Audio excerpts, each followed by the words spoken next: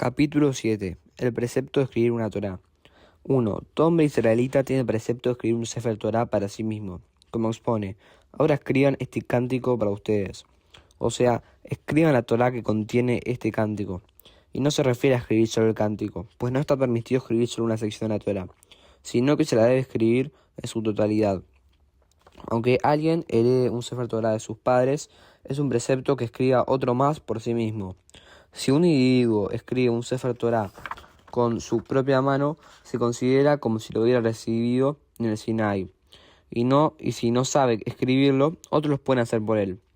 Todo aquel que corrige un Sefer Torá, incluso una sola letra, es como si hubiese escrito toda la Torá.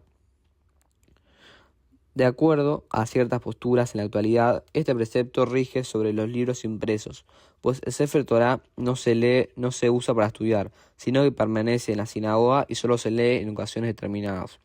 O bien, comprar una letra en un Sefer Torá comunitario para que la escriban por uno, se considera como si uno hubiera escrito todo el Sefer Torá, ya que si falta una sola letra, toda la Torá es inválida. 2. La Torá adicional del rey. El rey israelita tiene el precepto de escribir una Torá para sí mismo, por su condición de monarca, además de la que tenía cuando era ciudadano simple, como expone: cuando se siente en el trono de su reino, deberá escribir para sí 2 copias de esta Torá. Y el Tribunal Rabínico Supremo la revisa cotejándola con la Torá del patio del Gran Templo, donde había una Torá que servía como modelo para escribir y corregir otra Sefer Torá. La Torá que el rey poseía antes de su coronación, la coloca en su depósito personal, donde guarda sus cosas y bienes particulares. Y la que escribió, o la que escribieron para él siendo rey, la lleva consigo permanentemente. Cuando vaya a la guerra, cuando vuelva y cuando se sienta a juzgar, debe estar frente a él en este caso sin sostenerlas, como expone. Su copia deberá estar con él para que la lea todos los días de su vida. 3. Formato de escritura de la Torá. Una Torá escrita sobre un rollo que no tenga líneas marcadas que permiten escribir prolijamente los renglones, o que se haya escrito una parte sobre un huil y otra sobre un clav, 2 tipos de pergaminos, es inválida. Más bien hay que escribirla o toda en gilf, o toda en gvil, o toda en clav. ¿Cómo debe escribirse un Sefer Torá? Mediante una escritura impecable y muy agradable a la vista, dejando entre cada palabra un espacio equivalente al ancho de una letra pequeña, y dejando entre cada renglón el espacio completo a la altura de un renglón. Cada renglón debe tener un largo equivalente a 30 letras, que alcancen para escribir 3 veces la palabra Yemishpejotehem, Lemishpejotehem, que en hebreo tiene 10 letras. Y este es el ancho de cada columna. Que ninguna línea sea más corta de esa medida para que la columna no parezca una carta, ni más larga para que los ojos del lector no se pierdan en el texto. 5.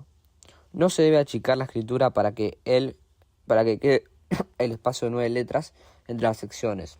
Si sucede que debe escribir una palabra de 5 letras, que no escriba 2 letras dentro de la columna y 3 fuera de ellas, sino más bien 3 letras dentro de la columna y 2 fuera de ellas. Pero si en la línea no queda espacio suficiente para escribir 3 letras, que deje ese espacio libre y que empiece a escribir toda la palabra al inicio de la línea subsiguiente. 6. Si al llegar al final un renglón resulta que debe escribir una palabra de 2 letras, que no la inserte en el margen entre las columnas, sino que comience otra línea.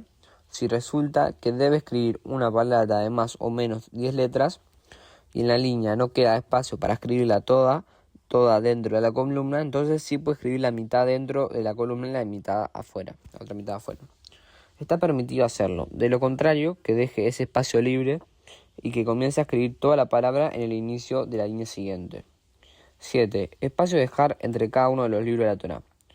Entre cada libro de los 5 de la Torá se dejan 4 líneas libres, ni más ni menos.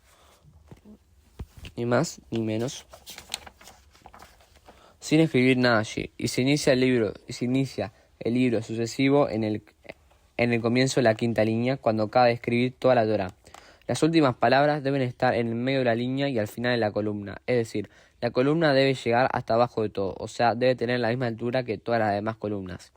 De ese modo, quien lo vea sabrá que el rollo está terminado por completo. Si cuando faltan pocas palabras para terminar de escribir la Torá, el escriba se da cuenta de que si las escribe regularmente quedan muchas líneas vacías en la columna, entonces caerán de las letras, de modo que haya menos palabras por renglón y que la última línea comience sin terminarla, de tal forma que las palabras Yene, Kol, Israel, las últimas palabras de la Torá, finalicen en el centro de la línea y al final de la columna. 8. Letras especiales. Que el escriba preste atención a la forma de las letras específicas que debe escribir. Letras grandes, pequeñas, puntuadas, las que deben escribirse de una forma diferente a lo normal, como la de Pei Lefufot, que tienen una curva adicional en su interior, y las letras torcidas de acuerdo a cómo les fue transmitido a los escribas por medio de la tradición oral, y que se cuide con las coronas y su cantidad. Hay letras que tienen una corona y otras que tienen 7. Todas las coronas tienen forma de zain y son tan delgadas como un cabello. 9. Todos estos detalles mencionados en este capítulo son para embellecer el precepto.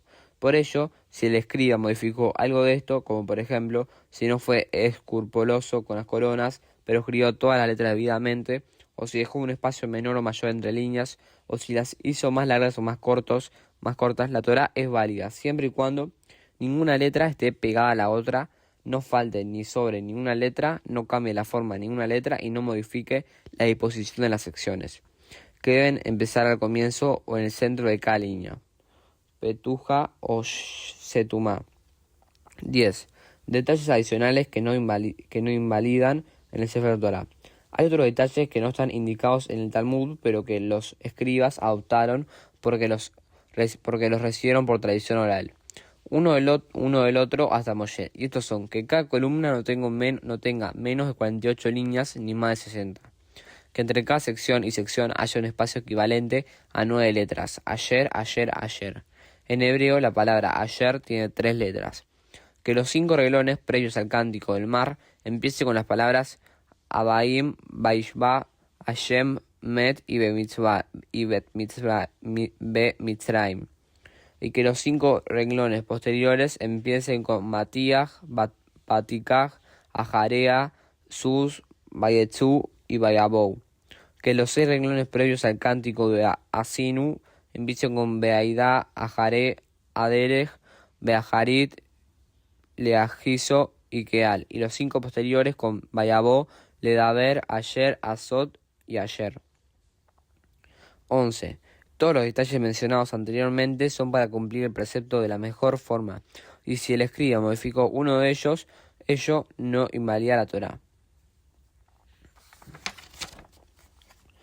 ¿Cómo tratar un Sefer Torah inválido? Está prohibido conservar un Sefer Torah que tiene errores durante más de 30 días, a fin de evitar que alguien llegue a malinterpretar el texto sagrado, sino que debe ser corregido o enterrado.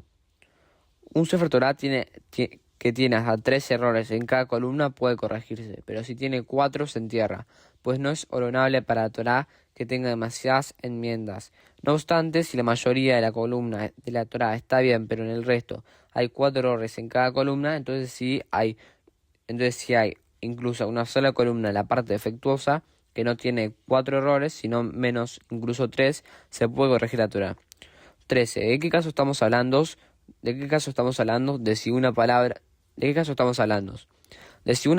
que debe escribirse completa se escribió incompleta, por ejemplo, un término que debe llevar bab se escribió sin ella, caso en el que debería intercalar las letras olvidadas entre las líneas. A fin de corregirlo y hacer estas correcciones muchas veces está prohibido, pues quedaría muy desprolijo. Pero si escribió completa una palabra que debe escribirse incompleta, entonces, incluso si en todas las columnas hay varios de estos errores, se la corrige, pues solo hay que raspar las letras sobrantes para borrarlas, lo cual no se nota, por lo que no queda desprolijo. Con respecto al espacio vacío, se puede rellenar estirando un poco las letras de los costados, y no hay que intercalar línea entre línea. 15. Rollo de la Torá, los profetas y las escrituras, sus líneas. Está permitido unir la Torá, los profetas y las escrituras en un solo rollo, dejando 4 líneas libres entre cada libro de la Torá y 3 entre cada libro de los profetas. Entre cada uno de los 12 profetas posteriores, pese a ser considerados como un solo libro, hay que dejar 3 líneas libres, pues si se quiere separar un libro de lo demás, puede cortar ahí. El orden de los profetas es el siguiente: Yehoshía, Josué, Shoftim, Jueces, Shmuel, Samuel, Melahim, Reyes, Jeremías, Yehezkel, Ezequiel, Yeshaya, Isaías y los 12 profetas posteriormente, que incluye Ashea, Joel, Amas, etc. El orden de las escrituras es Ruth, Teilim, Salmos, Job, Mishlei, Proverbios, Coelet, Escleaset, no tengo ni idea, Shir Ashirim, Cantar de los Cantores, Kinot, Eija, Lamentaciones, Daniel, Meilat Esther, el rollo de Esther, Esra, Nehemía y Dibre Alamim. Crónica 1 y 2, resultando un total de 24 libros, lo que compone la Biblia hebrea. Un rollo que contiene la Torá, los profetas y los escritos no es tan sagrado como un Sefer Torá, que tienen los 5 libros de Moshe, sino que es similar a un Humash, porque desde el punto de vista de su santidad, añadir algo a la Torá es como quitar una parte. Esto fue el capítulo 7, los Tefilim, la Mezuzá y el Sefer Torá, narrado por Ari Wolfson.